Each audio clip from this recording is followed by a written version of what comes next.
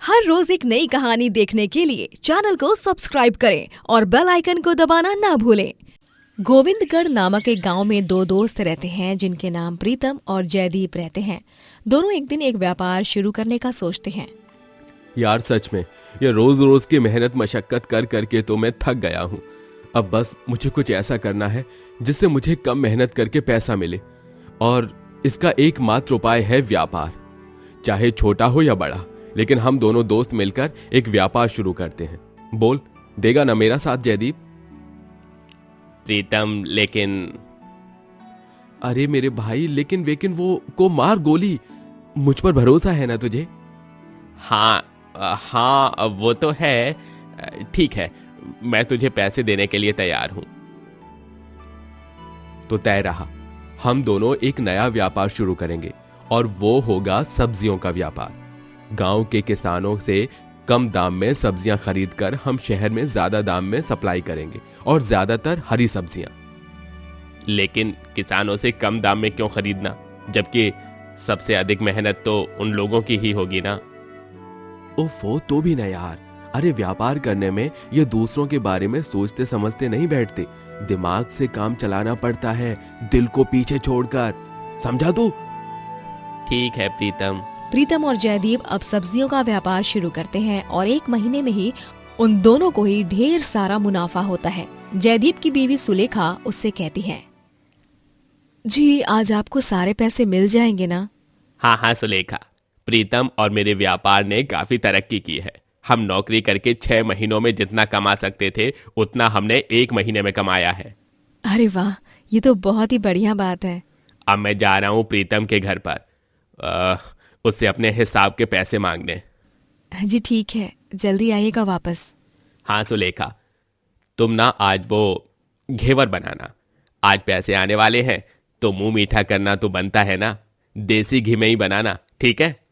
हाँ ठीक है, बना दूंगी। जयदीप प्रीतम के घर जाता है। जब वो उसके दरवाजे पर ताला लगा हुआ देखता है, उसका पड़ोसी उससे कहता है, अरे भाई, वो प्रीतम तो रात को ही घर खाली करके चला गया कहीं पर। क्या? ये आप क्या कह रहे हैं भाई साहब? ऐसा कैसे हो सकता है? प्रीतम मुझे बिना बताए कहाँ चला गया? उसके पास मेरे हिस्से के इतने सारे पैसे हैं।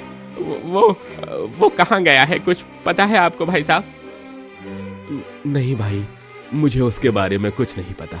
बस इतना जानता हूँ कि वो कल रात को ही निकल चुका है गांव से अपना सारा सामान लेकर। हे भगवान, ये क्या हो गया? अब मैं प्रीतम को कहाँ ढूंढूंगा? अब वो कहीं नहीं मिलेगा तुझे तो लगता है वो तुम्हें चूना लगाकर चला गया है। तुम्हारे पैसे तो गए अब। नहीं, ऐसा नहीं हो सकता। बेचारा जयदीप प्रीतम को गांव भर में ढूंढने की बहुत कोशिश करता है, लेकिन उसे वो कहीं नहीं मिलता। जयदीप और उसकी बीवी सुलेखा अब बहुत परेशान हो जाते हैं और वो दोनों पुलिस में भी रिपोर्ट लिखवाते हैं। सुलेखा, मैंने कभी सपने में भी नहीं सोचा था कि प्रीतम, मेरा जिगरी यार, मुझे इतना बड़ा धोखा दे जाएगा। उसने बहुत गलत किया है, ये मेरे साथ बहुत गलत किया है। जी, अब जो हो गया है उसे बार बार याद करके क्या फायदा? अब आगे का क्या है वो सोचना होगा हमें। मैं तो नया व्यापार शुरू करने के चक्कर में अपनी नौकरी से भी हाथ धो बैठा हूँ। आइंदा से कभी किसी पर विश्वास ही नहीं करूंगा। मैं कभी विश्वास नहीं करूंगा। हाँ जी, सही कह रहे हो। आप परेशान मत होइए, मैं भी नौकरी ढूंढने लगती हूँ। अगर कोई नौकरी मिल गई तो बहुत अच्छा होगा। ठीक है सुलेखा। सुलेखा और जयदीप दोनों पति पत्नी अब गांव में नौकरी ढूंढने लगते हैं, लेकिन 3 से 4 दिनों तक निरंतर नौकरी ढूंढने के बाद भी उन्हें कहीं नौकरी नहीं मिलती, जिस कारण वो दोनों और ज्यादा परेशान हो जाते हैं। तभी अब हम क्या करेंगे सुलेखा? नौकरी तो मिलने से रही, इतने प्रयास किए हमने। अब तो केवल एक ही उपाय है। क्या सुलेखा? मैं अपना छोटा सा ठेला लगाऊंगी गांव के बाजार में, और ठेले पर घर का बना हुआ दाल चावल और सब्जी रोटी बेचूंगी। लोगों को वो बहुत पसंद आएगा। हाँ सुलेखा, ये सही सुझाव है। आजकल लोगों के घर का खाना बाहर कहीं मिलना बहुत मुश्किल हो गया है। अब ऐसे छोटे से ठेले पर ही तुम्हारी सारी उम्मीदें हैं। भगवान जी साथ दे बस हमारा। सुलेखा और जयदीप दोनों मिलकर अपना एक छोटा सा ठेला लगाते हैं। वहां पर सुलेखा बढ़िया से दाल चावल बनाती है और साथ ही तरह तरह की सब्जी और रोटियां भी पकाती है और जयदीप ग्राहकों को परोसने एवं सुलेखा का हाथ बटाने का काम करता है। इस तरह दोनों मियाँ बीवी साथ में उस ठेले को चलाने लगते हैं। अरे वाह वाह, क्या बात है। इतने स्वादिष्ट और लज्जतदार दाल चावल तो जमाना हो गया खाए हुए। बचपन की पुरानी यादें ताजा कर दी आपने तो बहन जी। हाँ हाँ, आपके ठेले पर मिलने वाला सारा खाना एकदम जायकेदार और पौष्टिक है। यहाँ तो मैं रोज आया करूँगा अब। जी आपका बहुत बहुत धन्यवाद। ये लीजिए भाई साहब, आपका दाल चावल पापड़ और अचार, और ये आपका पनीर पराठा मक्खन मारकर। ओह, क्या बात है जी, क्या बात है, एकदम बढ़िया जी। जयदीप और सुलेखा के जीवन में फिर से खुशियां आ जाती हैं। वो दोनों अपने घर पर नए नए बर्तन, टीवी और फ्रिज लाते हैं। गांव में शायद ही किसी के घर में ये सब होता होगा। ये सब देख उनकी पड़ोसन भवरी उन पर बहुत जलने लगती है। नहीं, ये दोनों इतने खुश नहीं रह सकते हैं। इनके पास धीरे धीरे सब कुछ आ रहा है, लेकिन मेरे पास कुछ भी नहीं। इनकी खुशियों पर तो मैं ग्रहण लगा कर ही रखूंगी, चाहे कुछ भी हो जाए। भवरी उन दोनों के ठेले के सामान में दाल चावल में कंकड़ मिला देती है। रात के अंधेरे में उसे ये काम करते हुए कोई नहीं देख पाता। अब देखना, कल जब तुम्हारे ग्राहक तुम्हारे हाथ के दाल चावल खाएंगे, तब उनकी जान खतरे में चली जाएगी और इसी के साथ तुम दोनों को भी सजा मिलेगी और तुम दोनों की सारी खुशियाँ गम में बदल जाएंगी, जयदीप और सुलेखा। अगले दिन भवरी दूर से उनके ठेले को छुप कर देखती है।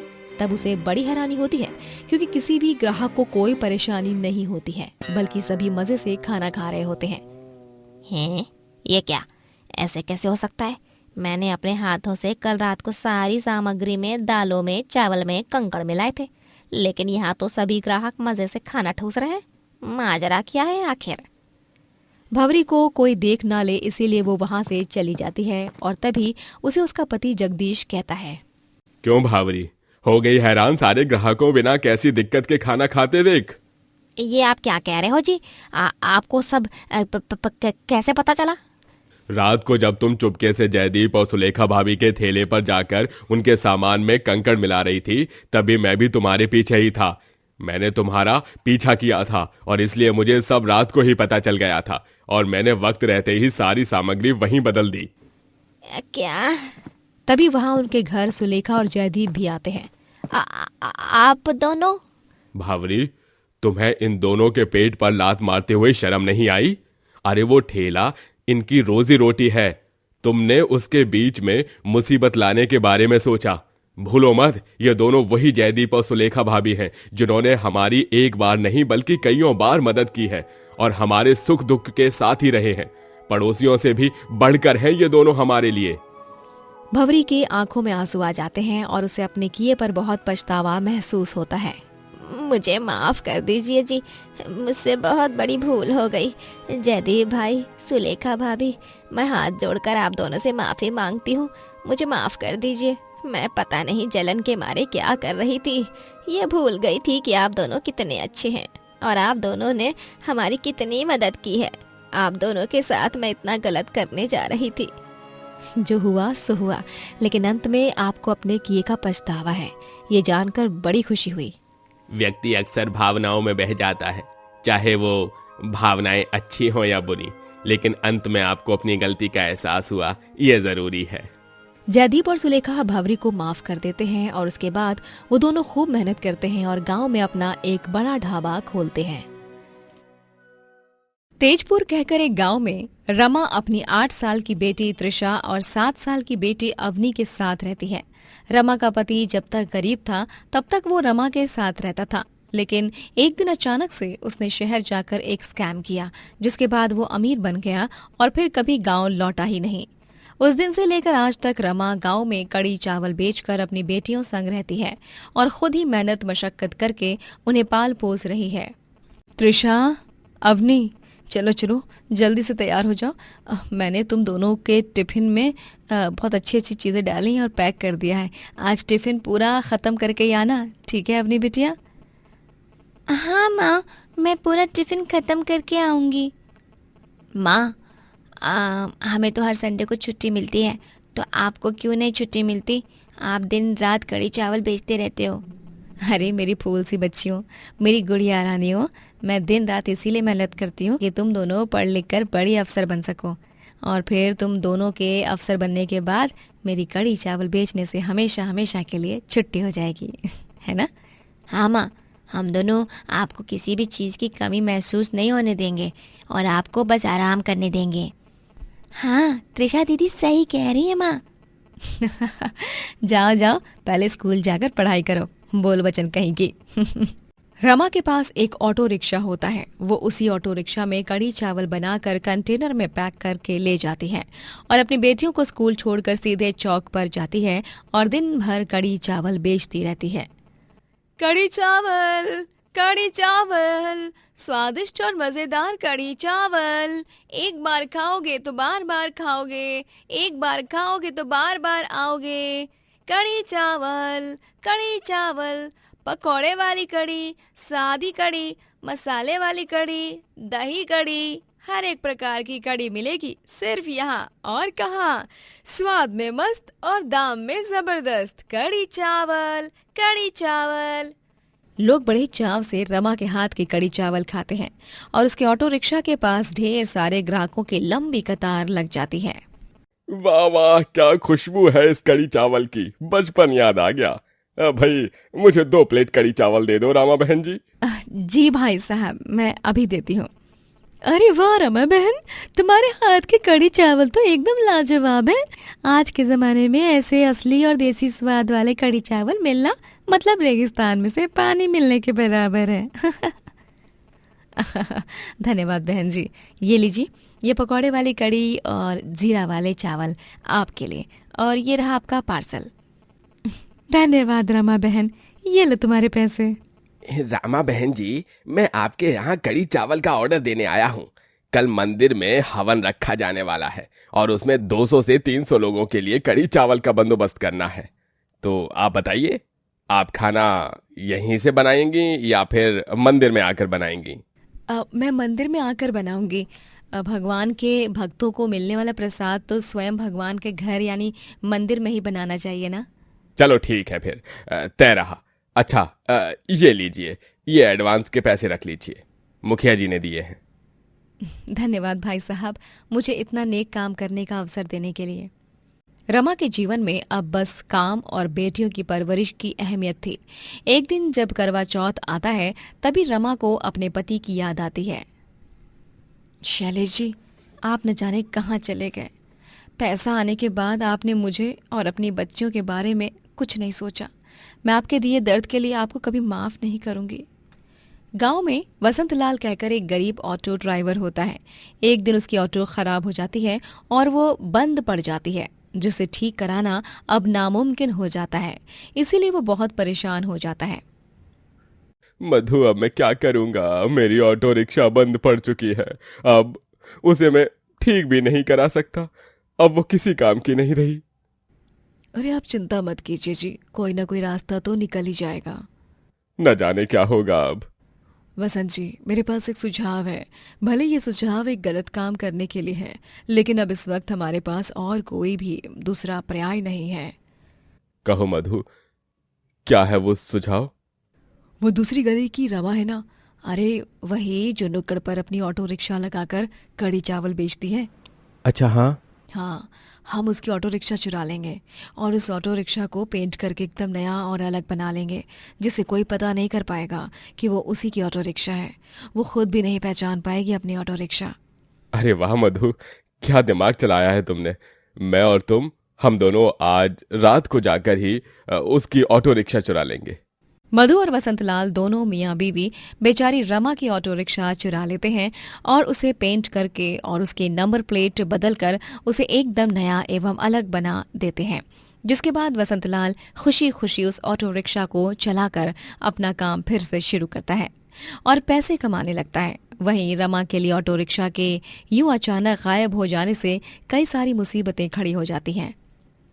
हे भगवान, अब ऑटो रिक्शा के बिना मैं कड़ी चावल कैसे बेचूंगी? वो ऑटो रिक्शा मुझे मेरे पापा ने दी थी। ठेले आज के ज़माने में बहुत महंगे हो गए हैं। अवनी और त्रिशा के स्कूल की फीस और घर के किराया भी चुकाना है मुझे। 2 दिनों के अंदर अगर मैंने बचाए हुए पैसे खर्च कर दिए तो मैं अवनी और त्रिशा के स्कूल की फीस और घर का किराया नहीं भर पाऊंगी, जो कि सबसे ज़्यादा ज़रूरी है। रमा को ना चाहते हुए भी अब सड़क पर ही कड़ी चावल लेकर बैठना पड़ता है, लेकिन बारिश के दिनों के कारण रमा की मुश्किलें और ज़्यादा बढ़ने वाली थी। अरे नहीं, ये अचानक से बारिश कैसे आ गई? अब मैं क्या करूं? अचानक से तेज धुआंधार बारिश आ जाती है और रमा का सारा कड़ी चावल खराब हो जाता है। ऐसा एक बार नहीं, कई बार होता है। रमा बहुत परेशान हो जाती है। माँ, मुझे लगता है आपको पुलिस अंकल को जाकर बताना चाहिए कि आपकी ऑटो रिक्शा गायब हो गई है। मेरा मतलब चोरी हुई है, उसके बाद ही कुछ हो पाएगा, वरना हमें ऑटो रिक्शा कभी वापस नहीं मिलेगी। त्रिशा बेटिया शायद तो सही कह रही है। मैं पहले सोच रही थी कि पुलिस थाने जाऊं, लेकिन बाद में मुझे लगा कि ऑटो रिक्शा चोरी होने का केस तो पुलिस वाले गंभीरता से लेंगे या नहीं। रमा पुलिस स्टेशन जाकर अपनी ऑटो रिक्शा के चोरी होने की केस को दर्ज करती है और पुलिस जब गांव के सारे ऑटो रिक्शा बेचने वालों से पूछताछ करते हैं तब उन्हें एक आदमी के पास रमा के ऑटो रिक्शा का नंबर प्लेट मिलता है और वो आदमी उन्हें वसंतलाल का पता देता है और वक्त रहते ही पुलिस वसंतलाल को ऑटो रिक्शा चोरी करने के कारण गिरफ्तार कर लेती है। मधु बहन, आप तो मुझे जानती हो ना, आपको तो पता है ना कि मैं एक अकेली औरत हूँ और मुझ पर मेरी दोनों बेटियों की जिम्मेदारी है। उसके बावजूद भी आपने अपने पति को मेरी ऑटो रिक्शा चुराने का सुझाव दिया। छी, इतना भी कोई कैसे गिर सकता है लालच में? लेकिन रमा बहन, बस मधु बहन, बस। अब मुझे ना तो आपकी सुननी है और ना ही आपके चोर पति की। इंस्पेक्टर साहब, गिरफ्तार कर लीजिए इन दोनों मियाँ बीवी को। और खूब सारा डिशम डिशम करना, इनकी अच्छे से पिटाई करना पुलिस अंकल। मधु और वसंतलाल को जेल की सलाखों के पीछे कैद कर दिया जाता है और रमा फिर से अपनी ऑटो रिक्शा में कड़ी चावल बेचने लगती है और खूब सारे पैसे कमाने लगती है। वो दिन रात मेहनत करके अपनी बेटियों को पढ़ा लिखा कर खूब आगे ले जाती है। बड़े होने के बाद त्रिशा एक डॉक्टर बनती है, वहीं अवनी एक IPS ऑफिसर, और दोनों बेटियां अपनी माँ का नाम रोशन करती हैं। दोस्तों, अगर आपको ये कहानी पसंद आई तो लाइक करें, शेयर करें और कमेंट करके बताएं कि कहानी में आपको सबसे अच्छा क्या लगा।